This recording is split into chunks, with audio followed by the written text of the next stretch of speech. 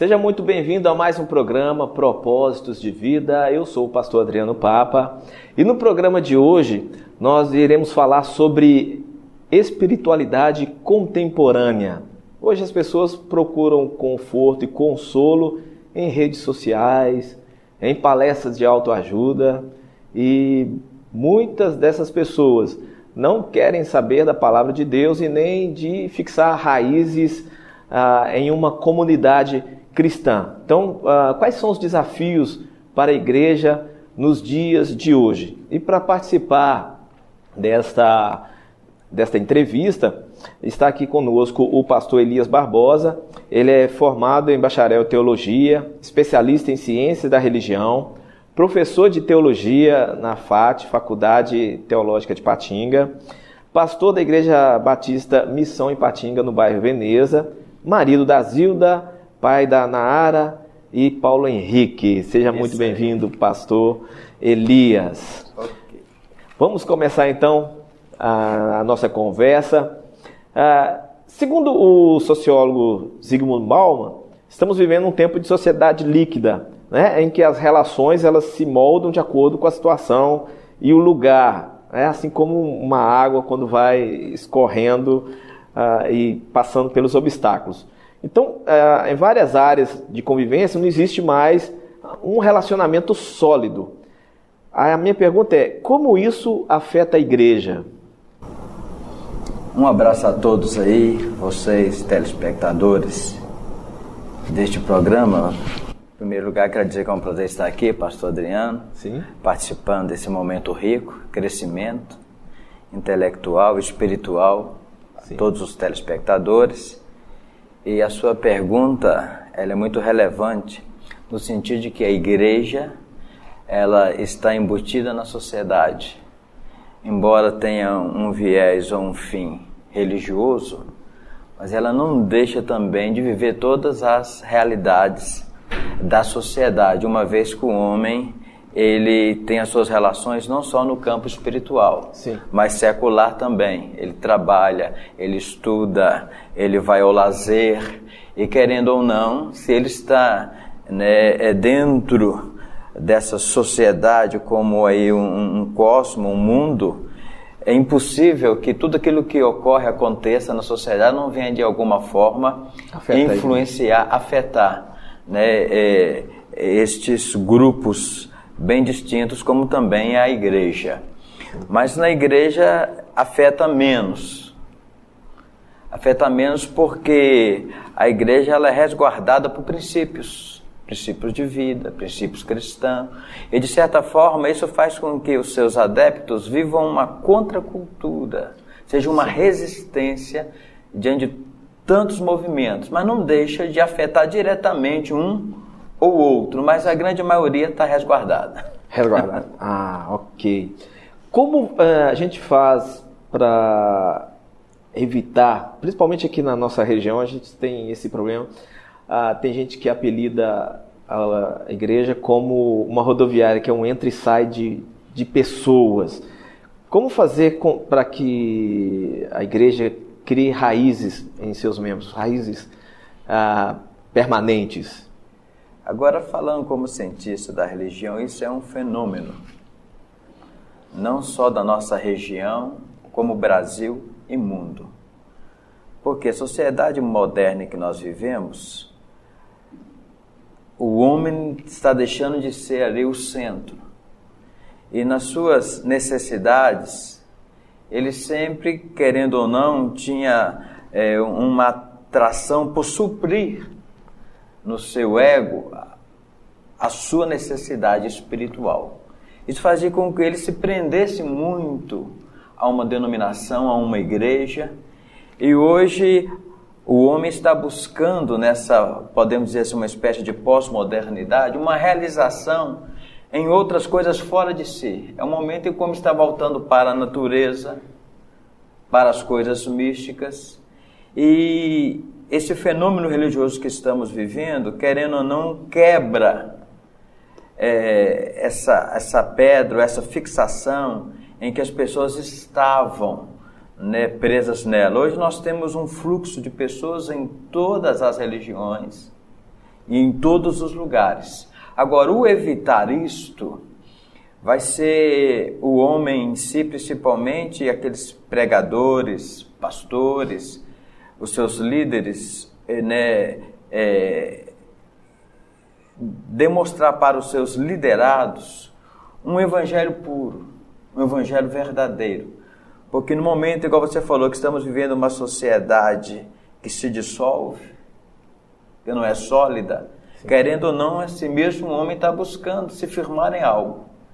E quando o líder ele traz uma mensagem pura, simples, verdadeira, de princípios, ele então começa a recobrar no coração desse mesmo homem esse desejo de estar ali, de pertencer àquele lugar, àquele movimento. Eu penso que uma solução para isso é voltar à simplicidade e à verdade, a não tentar querer suprir uma demanda que, pelo contexto social e religioso que vivemos, é quase que impossível. Ok. E a geração de hoje espera assim, resultados rápidos e fórmulas prontas, igual o miojo, 3 Correto. Minutos, né? É uma geração imediatista. Imediatista.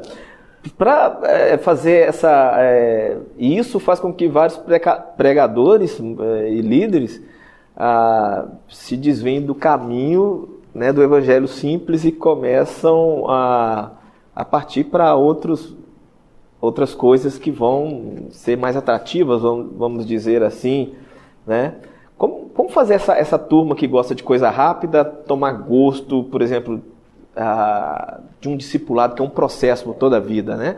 Esse evangelho simples, ele faz com que a pessoa trilhe um caminho de um processo. Como fazer para essa turma gostar disso? A tecnologia da informação, o momento em que nós vivemos, leva o ser humano a este comportamento. O psiquiatra Augusto Cury, que fala a respeito dessas questões, né, da ansiedade que nós vivemos, do pensamento acelerado. Sim. Isso é um fenômeno que acontece nos nossos dias. É o fato das pessoas estar ligado a mídias, a tecnologias, a automação, coisas muito rápidas. Querendo ou não, o homem, sem perceber, ele se torna imediatista. E eu penso, na minha particularidade, que há 2 modos da gente não resolver, mas amenizar essa questão. Um é a autodisciplina. É as pessoas, eles deixarem um pouco, né, a tecnologia de lado, né, criar limites para o seu tempo de uso, o uso do celular, o uso da televisão, o uso da internet, e começar a dar valores às coisas bem práticas, materiais, físicas, presentes ali, que foram esquecidas. Exemplo, quando nós começamos a sair para o campo, quando nós começamos a trabalhar em funções materiais, a serrar uma madeira, a fazer uma terapia pegando num barro, criando uma arte, isso traz de volta aquele homem antigo. Aquele homem que desacelera, aquele homem que desestressa. Isso é a maneira natural de nós fazermos isso. Agora, o contexto espiritual religioso, ele é mais difícil, é mais complexo. Eu gostaria de explicar o porquê. Porque há uma concorrência muito desleal. Enquanto, exemplo, um pastor, ele tem assim o dever de preparar o seu sermão, está ali 30, 40 minutos em um púlpito, né? O seu fiel, ele tem à sua disposição durante as outras 23 horas do dia todo um mundo de informação, aonde esse pastor está competindo com tudo isso, querendo ou não, porque tudo que se ouve, tudo que se vê é conferido hoje. Sim. Então o desafio é bem grande, mas eu acredito que a vitória está em se falar, em se pregar, ensinar, e as pessoas começarem a perceber que aquilo que elas estão escutando está dando fruto, resultado. Quando você vai, por exemplo, a um leque de opções e começa a experimentar algumas coisas e vê que não funciona, e você pega outra, que talvez esteja num ritmo bem mais lento, mas com mais consistência, com mais persistência, e esse mesmo telespectador, essa mesma pessoa, esse mesmo ouvinte, né, o fiel que está acompanhando, ele começa a verificar resultados na sua vida, aí ele vai abrir mão da correria, da tecnologia para se fixar. É o que está trazendo graça, é resultado e crescimento para a sua vida em um todo. Ok. Você falando da internet, a gente tem um monte de, vamos dizer assim, de mestres, né? Um monte de mestres, e tem cristão que acha que ao assistir não precisa participar de uma escola bíblica dominical, por exemplo. Né? Eu vou lá no Google, eu acho qualquer assunto que eu preciso, é só pesquisar. Como o senhor vê isso na vida da igreja de forma geral? A pluralidade de mestres, ela sempre existiu. Sim. Só que hoje, no Brasil, esse impacto, ele é maior, por quê? Porque em outros países, a influência dos mestres se dava pela literatura. Outras culturas tinham mais acesso à literatura, mais incentivo à literatura. E o brasileiro, de um modo geral, ele lê pouco. É um problema. É um problema, ele lê pouco, ele se informa pouco, mas vindo essas questões tecnológicas, a internet, a imagem, o som, maneira fácil, o ouvir, o olho ali, tudo sincronizado, isso fez com que o brasileiro tomasse o gosto por esse tipo de informação. Então veio, de certa forma, sobre este brasileiro aquela gama muito grande, né, de informações, e que dá a impressão que é uma coisa moderna, essa pluralidade de mestres. Mas é uma realidade que estamos vivendo hoje. E só que eu penso que aquele que tem uma proposta, aquele que tem um chamado na sua vida de ensino, de pregação, ele não deve ter tais pessoas como um concorrente. Ao contrário, esse mesmo homem, essa mesma mulher, esse mesmo professor, tutor, ele deve ter compromisso com a verdade que ele ensina, com aquilo que ele vive. Ele deve ter coerência aos seus atos, com as suas palavras. E isso vai ficar a cargo das pessoas decidirem em quem acreditar e a quem seguir. E eu acredito que um bom mestre, ele vai então fazer bons discípulos. Que bom. Porque até eu falei mestres, até entre aspas, porque a internet é uma coisa bem democrática, né? Ela dá voz a todos. Então algumas pessoas se intitulam algo que eles nem são, né? E eu acho interessante alguns títulos, né? Veja aqui a verdade que os pastores estão escondendo, como se nós, no seminário, nós fôssemos treinados a esconder do povo alguma coisa, não ensinar, né? Então, essas pessoas, às vezes, ganham uma voz terrível, né? Ganha voz e público, né? Terrível. Um outro problema que nós vivemos hoje, a nossa sociedade brasileira, é a relativação dos verbos, dos termos. Hoje as pessoas não dão importância às palavras, aos substantivos, aos adjetivos. Há tempos atrás, se você falasse que uma pessoa era um filósofo, era fácil definir isso. Sim. Se ele é um pastor, da mesma maneira. Sim. Sociólogo não era diferente. Mas essas questões de semântica, que se dá nome a tudo, a todos, né, leva a nossa sociedade a um desgaste. E aqueles que são mais sérios e aqueles que têm uma formação, aqueles que têm uma ideologia, um princípio, a também não serem compreendidos, porque são comparados com a grande massa. Isso é um problema que estamos vivendo. e que vamos ter que passar por eles sem podermos fazer nada. É a própria sociedade que vai ter que se reencontrar o valor das palavras, o valor dos títulos, o valor dos temas, para que essa mesma sociedade, esse mesmo público possa então poder separar aquilo que é verdade do sofismo, né? da aparência de verdade. Sim. Você falando da leitura, né? Esse é um dos problemas, né? Ouve-se muito esses mestres sem até conferir na Bíblia, né? Exatamente. Ele falou, é aquilo mesmo, nem confere. Jesus, ele foi, de certa forma, mal interpretado e tido pelos líderes da religião da sua época como um mestre assim. E explico por quê. Porque Jesus, ele não teve cadeira, ele não fazia parte dos escribas, da sinagoga, das religiões, no sentido de ter tido uma formação como os outros teve. Então, como ele apareceu sendo chamado de rabi, de fato era mestre, e não passou pelo crivo da escola rabínica da época, então ele foi assim taxado de um falso mestre. Mas qual que era a diferença? Em que os ouvintes ouviam os rabi da época e ouviam Jesus.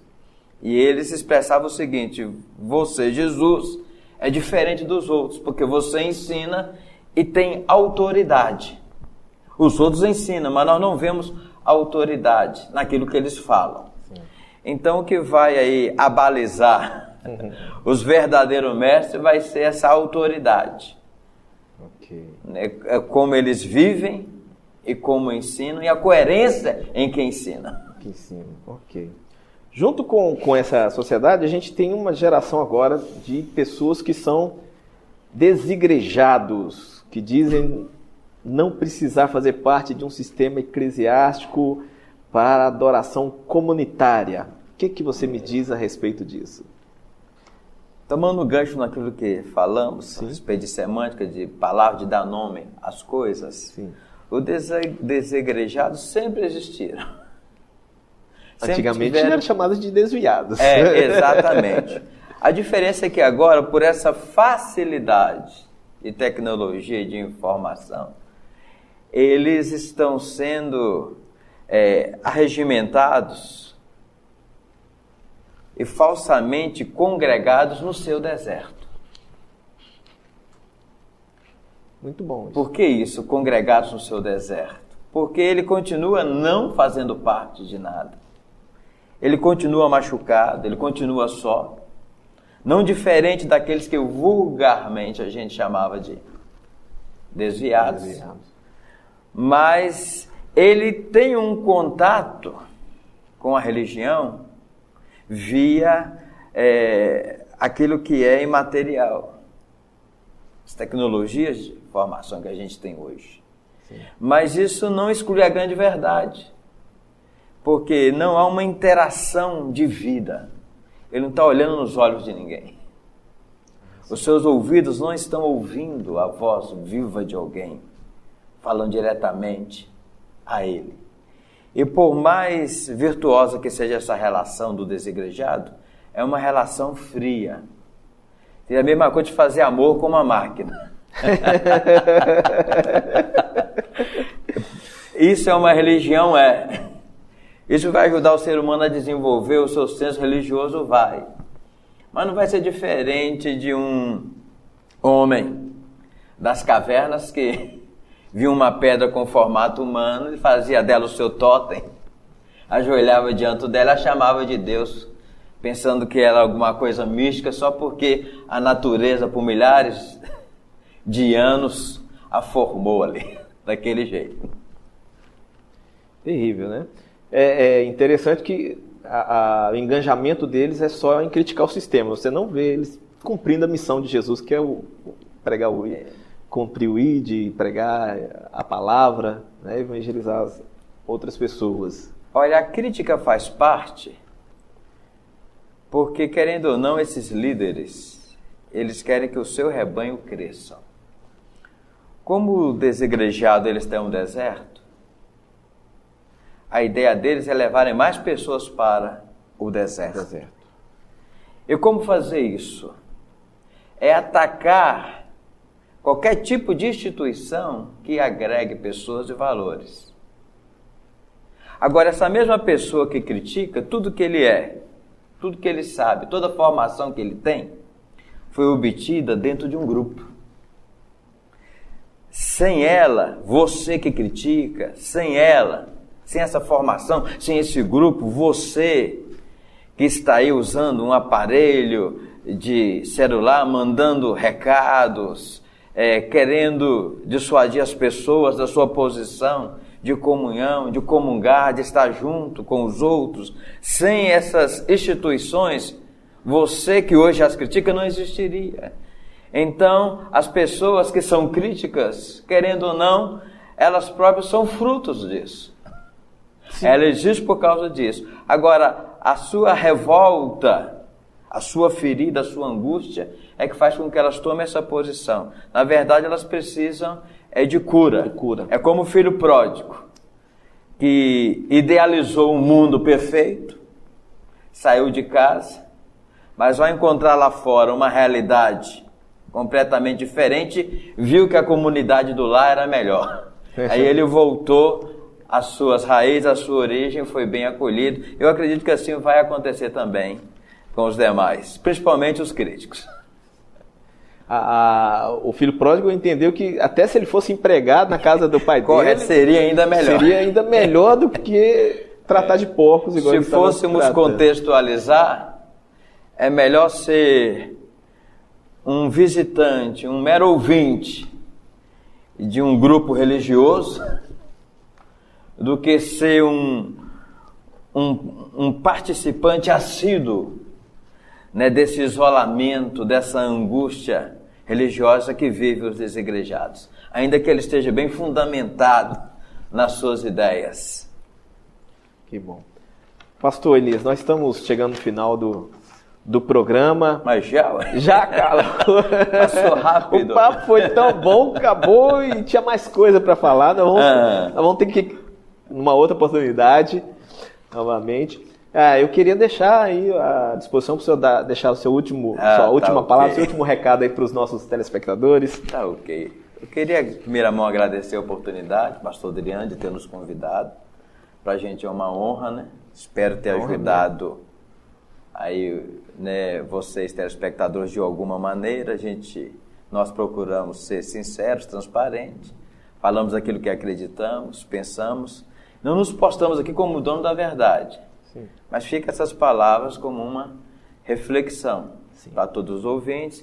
Eu gostaria de agradecer, né, aí a todos, e queria agradecer também a minha família, né, a minha filha Nara, que é uma bela mulher, né, uma bela jovem, meu filho Paulo Henrique, que é um vencedor.